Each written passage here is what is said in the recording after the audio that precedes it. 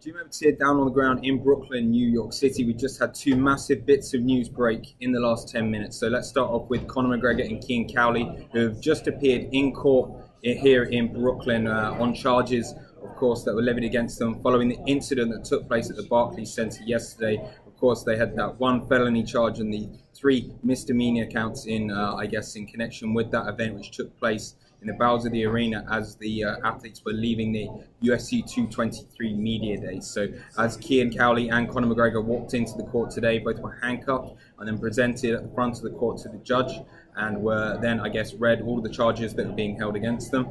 Conor McGregor was read a bail of $50,000. Kean Cowley, that's $25,000. Now, there are some important kind of details to note here. The judge issues a protection order in favor of Michael Chiesa, Ozzy Arias, Ray Borg, Ricardo Chico, and on Kean Cowley. And then those same people were read exactly the same protection order against Conor McGregor. But there were a few more people. I think they were mostly UFC employees that were read off. So both Cowley and McGregor can have no contact with those people as the case is still open.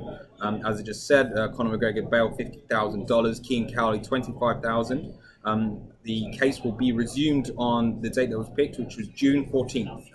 Both Conor McGregor and Kean Cowley were asked which date. They were presented with a few dates, and they specified that they'd like to return and actually, be there in person in front of the grand jury to testify on June 14th. The reason given, that they were cited sporting competitions and conflicts in their sporting calendars for competitions that meant they would have to be there on June 14th. So, it was it was a pretty sorry act to see, I guess, the biggest star in the sport there right in front of the judges in the courthouse in Brooklyn, and alongside him, 25-year-old, one of his teammates, straight brass Jim, Kean Cowley, a very talented guy who's, got himself involved in a very, very silly situation this week down here in Brooklyn. And there's nothing really much more to say than that. Both were walk free. Dylan Dennis, both their teammate and, of course, future Bellator fighter was there. And I believe, according to reports by Ariel Helani and my good friend Danny Austin, who were there at the courthouse, they actually reported that he was the one that actually paid the bail money. So Conor McGregor and Kean Cowley are now free to return. Their passports were not withheld, so they can travel internationally. So one would assume they'll now return to Ireland and be back on June 14th for this case to resume. Crazy set of circumstances. No one could have ever predicted it. But that for the minute at least, I guess is somewhat of a bit of closure on that case to be reopened on June 14th. Now, the second, of course, massive bit of news that broke just about 10 minutes ago was the fact that the new UFC 223 main event has been announced. It's going to be Khabib Nurmagomedov facing Al Iaquinta for the UFC lightweight title. Of course, we were all expecting first thing this morning Max Holloway to be facing Khabib.